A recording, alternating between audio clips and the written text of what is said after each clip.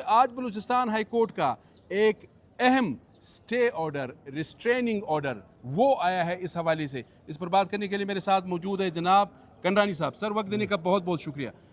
हमारे नाजरीन को बताएं क्या हुआ आज। बिस्मिल्लाहिर्रहमानिर्रहीम। जैसे आपने बताया कि 2024 में गवर्नमेंट बलूचिस्तान ने असम्बली के ज़रिए ये बजट पास किया और फंड्स एलोकेट किए बलूचिस्तान असम्बली बनाने और गिराने की। तो हमने फौरी तौर पर उसको हाई कोर्ट में चैलेंज किया और बलूचिस्तान हाई कोर्ट ने हमारी समाअत के बाद एक तफसीली आर्डर जारी किया 10 अक्टूबर 2024 को, और उन्होंने इस बात का गवर्नमेंट को एहसास दिलाया। वो जब बजट में पास हुआ फिर हाई कोर्ट ने जारी किया। हाँ, बजट से पहले हमें पता नहीं था ना। बजट मंजूर हुआ, उसके डॉक्यूमेंट से पता चला कि उसके अंदर इस मकसद के लिए एलोकेट। हाँ, वो तो जुलाई में आया होगा बजट का जो डॉक्यूमेंट है, और इसके बाद अक्टूबर में फ़ैसला हुआ 10 अक्टूबर को। 2 सफ़ों का जजमेंट है। उन्होंने हमें सुना भी, गवर्नमेंट को भी सुना, फिर वज़ीर आला को भी बुलाया। उन्होंने ये उनको याद दिलाया कि ये चूँकि सकाफ़त के उस वक्त चीफ जस्टिस कौन था? मोहम्मद हाशिम खान काकड़ थे। अच्छा, हाशिम काकड़ साहब ने वाज़े एक आर्डर लिखा। आज अदालत ने उसका हवाला भी दिया कि इस आर्डर के बावजूद चीफ मिनिस्टर को जब बुलाया गया, उन्होंने कोर्ट में आके कंसीड किया कि हम इसको नहीं गिराएंगे। तो हम भी मुतमईन हो गए। उनका ठीक है, फिर हमारा नहीं गिराएंगे।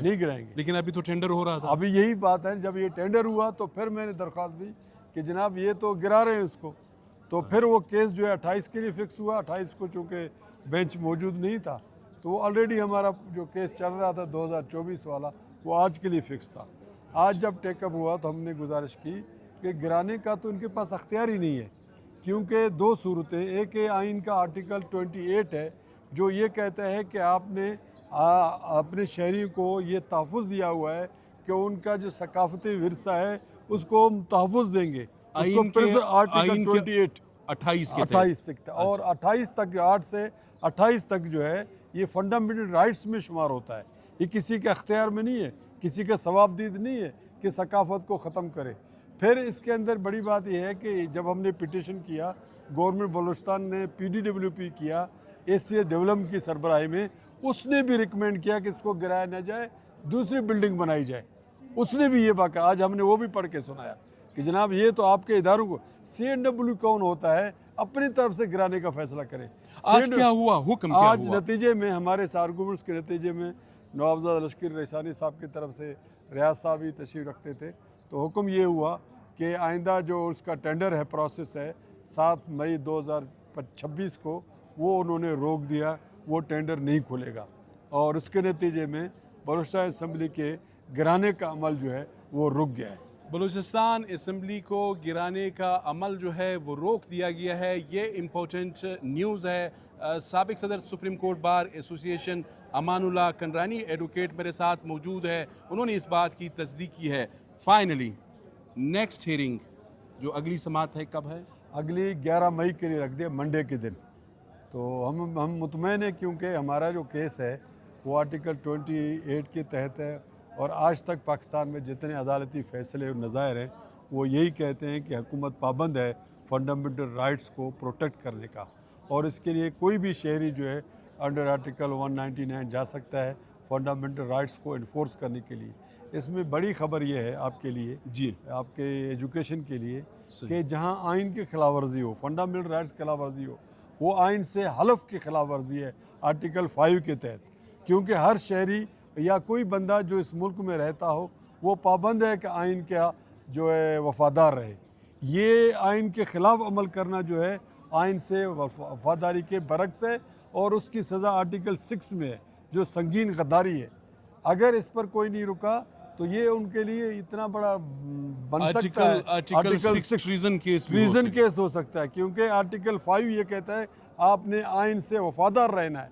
तो जब आइन का आर्टिकल 28 ये कहता है कि आपने सकाफ़त को प्रोटेक्ट करना है, प्रिजर्व करना है, आप तो उसको डिमोलिश कर रहे हैं। इसका मतलब आर्टिकल 28 को आप वायलेट कर रहे हैं, प्रिजर्व तो नहीं कर रहे, प्रोटेक्ट तो नहीं कर रहे, आप इसको ख़त्म कर रहे हैं। आपने देखा होगा का मेहरगढ़ का है, आपके मोंजोदड़ो है, आपके कई सकाफती ऐसे विरसे जो आज तक काम है, गवर्नमेंट उस पर खर्च करती है, वो किसी काम के नहीं है। आपके हिंदुओं के मंदिर हैं, कहीं गुरुद्वारा है, कहीं पर कुछ भी है, तारीखी इमारतें हैं, हम उनकी हिफाजत करें। आर्कियोलॉजी का पूरा एक महकमा मौजूद है, किस लिए मौजूद है?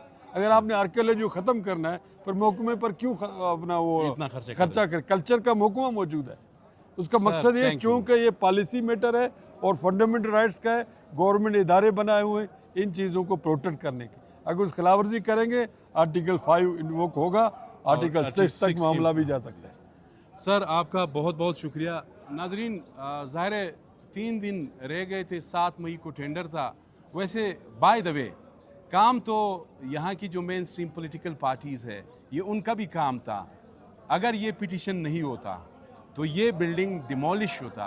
अखबारी बयानात ज़रूर दे, अदालत का दरवाज़ा भी खटखटाना चाहिए और तमाम फोरम्स पे जाना चाहिए। ये ज़ाहिर है किसी एक शख्स की शनाख्त का मसला नहीं है, बलूचिस्तान की शनाख्त का मसला है। अपने मेज़बान सैयद अली शाह को इजाज़त दीजिए। अल्लाह हाफ़िज़।